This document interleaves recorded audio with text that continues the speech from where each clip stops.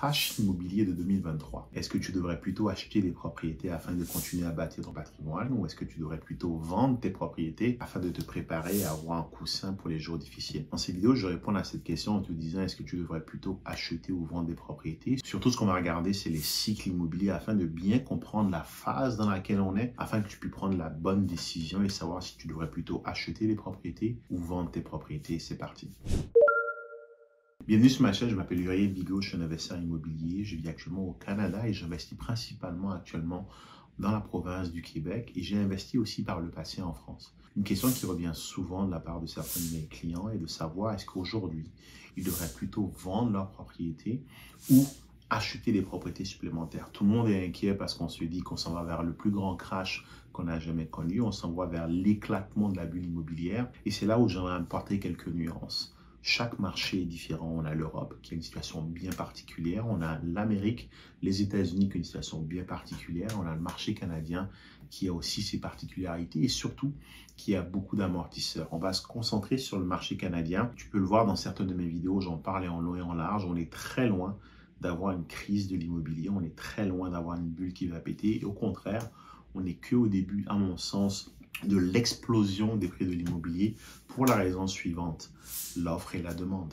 Tout marché immobilier est régi par l'offre et la demande et aujourd'hui l'offre est insuffisante comparée à une demande qui est très forte et c'est le cocktail parfait dans tout marché pour pousser les prix vers le haut. Est-ce que la bulle va péter éventuellement? Peut-être, mais certainement pas dans les 10 prochaines années parce qu'on manque encore énormément de logements et qu'on n'est pas en mesure de répondre à la demande. C'est comme si tu vas dans un magasin où est-ce que les gens font la queue. C'est pas vrai qu'ils vont baisser les prix, bien au contraire, ils vont les augmenter. Une fois qu'on a parlé de ce point-là, quelle est la stratégie que tu devrais adopter? Est-ce que tu devrais plutôt vendre ou acheter ta propriété? Avant de répondre à cette question, on va parler un peu des 4 différents cycles de l'immobilier. La beauté de l'immobilier, c'est que ça se répète tout le temps. C'est tout le temps un peu la même chose qu'on a eu sur les 20 dernières années. Ça monte, ça descend, mais ça remonte toujours plus haut que là où c'était descendu la fois d'avant, ce qui permet d'avoir un marché qui d'année en année a toujours pris plus de 8%. Donc, tout marché immobilier connaît 4 phases. La première phase qui est celle dans laquelle les gens pensent qu'on est actuellement, mais ce qui n'est pas du tout le cas, et on va voir tout à l'heure pourquoi, c'est ce qu'on appelle la phase de récession. On va regarder chacune de ces phases, chacun de ces cycles sous 2 angles. À nouveau, sous l'angle de l'offre et la demande. Quand on est dans une phase de récession, c'est qu'on a une offre qui est en abondance, on a beaucoup de biens qui sont disponibles, ce qui se conclut en général par une baisse des prix, mais surtout par une augmentation des taux d'inoccupation. Pourquoi? On a plus de biens à louer, par exemple, que de gens qui veulent les louer. Par conséquent, on a des biens qui sont vacants. Les valeurs locatives sont tirées vers le bas. Et quand les valeurs locatives sont tirées vers le bas, les prix des propriétés sont tirés vers le bas. C'est à ce moment-là qu'on parle de phase de récession. Si tu as un peu suivi les dernières actualités, on est très loin d'être là. On est plutôt dans une phase où est-ce qu'on a des valeurs locatives qui vont vers le haut, qui subissent une très forte inflation. Et donc non, on n'est pas dans une phase de récession quand il s'agit d'un cycle immobilier, mais c'est l'une des phases dans laquelle, quand tu es en phase de récession, c'est l'un des meilleurs moments pour acheter, c'est un des bons moments pour acheter et certainement pas pour vendre ta propriété, parce que si tu la mets en vente dans cette période-là, vu que les valeurs vont vers le bas, tu vas plutôt te retrouver à vendre plus bas que ce que tu ne pourrais si tu étais patient. Donc en phase de récession, il faut plutôt acheter que vendre. Ensuite, une fois que la récession est terminée, on a ce qu'on appelle la phase de récupération. La phase de récupération est une phase dans laquelle, tranquillement, la demande commence à passer légèrement au-dessus de l'offre, ce qui tire légèrement les valeurs vers le haut, mais surtout qui vient résorber la problématique de l'inoccupation, qui vient faire qu'on a de moins en moins des logements qui sont inoccupés.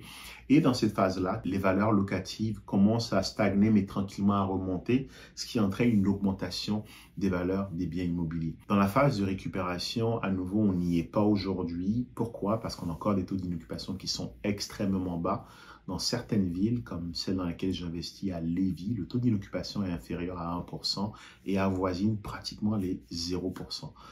Donc non, on n'est pas dans une phase de récupération, mais pour ton information, quand tu es dans une phase de récupération, c'est le moment parfait aussi pour acheter et certainement pas pour vendre. On est encore trop tôt pour commencer à vendre, mais c'est un très bon moment pour acheter parce que, à nouveau, on part d'une phase où est-ce que les valeurs sont encore basses et là, on peut faire aussi de bonnes affaires. La troisième phase dans le marché immobilier, c'est ce qu'on appelle une phase d'expansion. La phase d'expansion est une phase dans laquelle on vient de sortir de la récession, on a eu une petite récupération, la confiance est revenue et là, on commence à produire de nouvelles unités, on commence à construire massivement pour tirer profit de la montée des valeurs locatives, pour tirer profit de la baisse de l'inoccupation et donc pour tirer profit de l'augmentation des valeurs immobilières. Et là, on parle donc d'une phase d'expansion. On peut dire avec confiance que sur l'année 2022, 2021 et 2020, on était dans une phase d'expansion. On a une petite anomalie qui est le Covid qui a accéléré cette expansion-là. Dans la phase d'expansion, il est encore très intéressant de pouvoir acheter, mais en achetant intelligemment. Et il peut aussi être très intéressant pendant la phase d'expansion de vendre parce qu'on se rapproche pas mal du sommet, on se rapproche pas mal du moment où est-ce qu'on peut maximiser les valeurs de revente. Donc, quand on est plutôt dans une phase d'expansion, idéalement, il faut vendre. Donc, aujourd'hui, on est quelque part encore dans une phase d'expansion. Normalement, quand on arrive dans une phase d'expansion, c'est qu'à la fin, le marché s'essouffle, ce qui est le cas aujourd'hui, mais il faut juste comprendre que l'essoufflement du marché qu'on a aujourd'hui est artificiel. Ce n'est pas quelque chose de normal, ça a été provoqué et c'est pour ça que je pense qu'on est encore dans une phase d'expansion. On est déjà rentré un peu vers la fin de la phase d'expansion, donc ce n'est pas le bon moment pour vendre. Par contre, c'est le bon moment pour acheter, simplement parce qu'on a encore aujourd'hui une sorte d'anomalie dans le marché. On a une incertitude qui fait que les vendeurs sont réceptifs à vendre à des valeurs un peu plus basses, malgré le fait que les taux sont hauts. On a encore aujourd'hui des opportunités à les saisir. Normalement, dans une phase d'expansion, on a la vacance qui est en baisse, donc l'inoccupation qui baisse, mais on a aussi beaucoup de nouvelles constructions. Là, de par le fait qu'ils ont freiné un peu le marché, on n'a pas vraiment beaucoup de nouvelles constructions, on en a quand même quelques-unes, mais la vacance, elle est toujours très basse. La phase qui vient après la phase d'expansion, c'est ce qu'on appelle l'hyper-offre. L'hyper-offre, c'est un peu là où est-ce qu'on devait être avant le Covid, avant qu'il y ait eu cette anomalie. L'hyper-offre, c'est la phase dans laquelle on a tellement produit, on a tellement flotté le marché de biens immobiliers que derrière, les prix commencent tranquillement à baisser et la vacance commence à augmenter. On n'est pas dans cette phase et là où la situation du Canada est particulière, c'est qu'on aurait dû entrer dans cette phase d'hyper-offre, mais on ne l'a jamais fait parce que l'offre n'a jamais réussi à rattraper la demande et parce que la demande est constamment boostée, notamment par l'immigration et aussi par le Covid. Le Covid, c'est des couples qui se séparent, c'est des familles qui éclatent, c'est des gens qui ont besoin de plus d'espace et ça booste la demande. Donc, on aurait dû entrer dans une phase un peu d'hyper-offre, mais le contexte particulier du Canada fait qu'on n'y est jamais rentré. Et donc, on est toujours dans une phase d'expansion. Et bien sûr, pendant une période d'hyper-offre, c'est surtout là qu'il ne faut pas vendre parce qu'il y a beaucoup de biens sur le marché. C'est une période dans laquelle il peut être intéressant d'acheter si on achète au bon prix, mais certainement pas de vendre. Et ensuite, après l'hyper-offre, on tombe dans la récession. Donc, où se situe le Canada par rapport à tout ça? Le Canada aujourd'hui est dans un modèle un peu spécial. On est quelque part dans l'expansion, mais on n'est pas encore arrivé dans l'hyper-offre parce qu'on aurait dû y arriver, mais on a une grosse demande qui fait qu'on n'est jamais réellement rentré dans l'hyper-offre. On est toujours dans une phase d'expansion, seulement que là, elle a été virtuellement freinée. On n'est clairement pas en récession. D'un point de vue immobilier, on n'est clairement pas encore dans une phase de récession. On n'est clairement pas dans une phase de récupération. Ça, on l'a laissé derrière nous depuis longtemps. On est aujourd'hui dans une phase d'expansion, puis on n'est pas en train de rentrer dans une phase d'hyper-offre simplement parce que la demande est encore extrêmement forte et que virtuellement, on a cassé la demande afin de pouvoir faire chuter le marché à travers l'augmentation des taux hypothécaires, c'était l'objectif. Mais on n'a pas réellement réussi à rentrer dans ces récessions-là. Pourquoi? Parce que l'offre ne suit pas. Et vu que l'offre ne suit pas, les prix ne chutent pas. Vu que les prix ne chutent pas, on n'entre pas dans cette phase de récession. Donc aujourd'hui, de mon analyse, on est toujours dans une phase d'expansion avec un léger ralentissement qui est dû au fait que virtuellement, on a augmenté les taux d'emprunt hypothécaire, mais on n'est pas encore rentré dans cette phase d'hyper-offre qui annonce l'arrivée de la récession. Et donc, qu'est-ce qu'on fait dans une phase d'expansion qui est un peu particulière, qui est comme celle qu'on connaît aujourd'hui?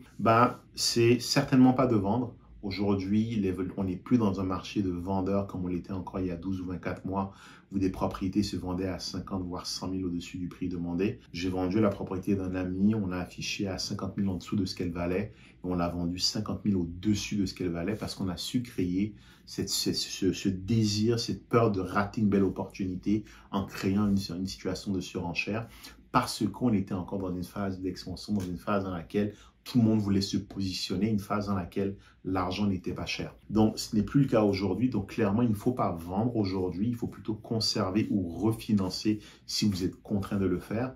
Par contre, il y a clairement beaucoup à faire en termes d'acquisition. Je regardais récemment une émission par rapport à l'immobilier en France où j'ai investi par le passé, où est-ce que je continue à chercher des belles opportunités. Et on est clairement sur un marché qui va aller vers le bas. Mais c'est justement là qu'il faut aller acheter. Mais quand on regarde le marché nord-américain, quand on regarde le marché canadien, on est aujourd'hui sur une situation dans laquelle les prix commencent légèrement à baisser. Le mois dernier, à Montréal, on a perdu 0,7%. On ne parle même pas de 1%, mais de 0,7%, pendant qu'à Toronto, il y avait une augmentation des prix de mois en mois. Donc, on n'est clairement pas dans un marché où est-ce que tout se casse la gueule. Par contre, on est dans un marché où est-ce qu'effectivement, il y aura moins d'acheteurs sur le marché et donc, plus de facilité à négocier les vendeurs. On passe d'un marché de vendeurs à un marché d'acheteurs dans lequel il va y avoir de belles opportunités. Donc moi, clairement, aujourd'hui, la stratégie que je recommande, c'est d'acheter, mais acheter intelligemment. Première chose, acheter en négociant le prix pour pouvoir aller chercher déjà un peu, prévoir un discount éventuel qui pourrait arriver dans les mois, dans les années à venir. Une des conversations que j'ai souvent avec les vendeurs, c'est de leur dire, regarde, tu peux rester sur le marché encore 2-3 mois, tu vas finir par le baisser de 50 000. Viens, on s'entend et tu me le baisses tout de suite de 50 000. Tu as une transaction qui est belle, tu passes à autre chose. Tu prends ton argent et tu passes à autre chose. C'est un peu l'une des façons que j'ai aujourd'hui de négocier les biens immobiliers.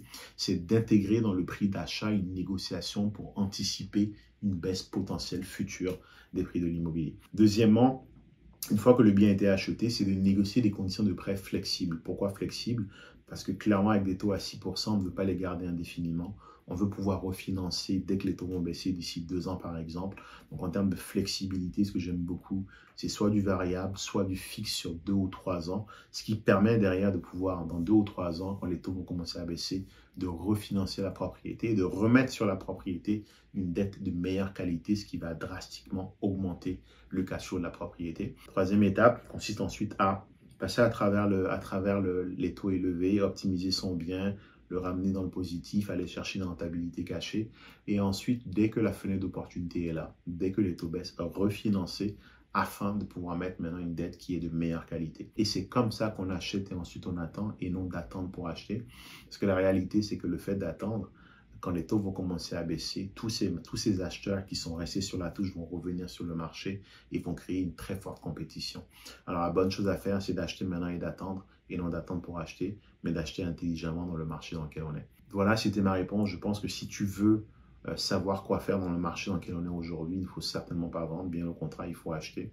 Et ça me rappelle une citation d'un des hommes les plus riches au monde, Warren Buffett, qui disait « Soyez avide quand les autres ont peur, soyez peur quand les autres sont avides ». Et là, la plupart des gens ont peur. Et c'est maintenant qu'il faut être avide, c'est maintenant qu'il faut être agressif sur le marché, c'est maintenant qu'il faut entrer dans le marché et sécuriser des biens qu'on pourra refinancer plus tard quand les taux vont baisser. Donc c'est clairement le moment d'acheter, acheter intelligemment, créer du patrimoine, si tu es réel. Si tu as aimé cette vidéo, je t'invite à regarder celle-ci ou celle-ci. Je te dis à une prochaine. Salut.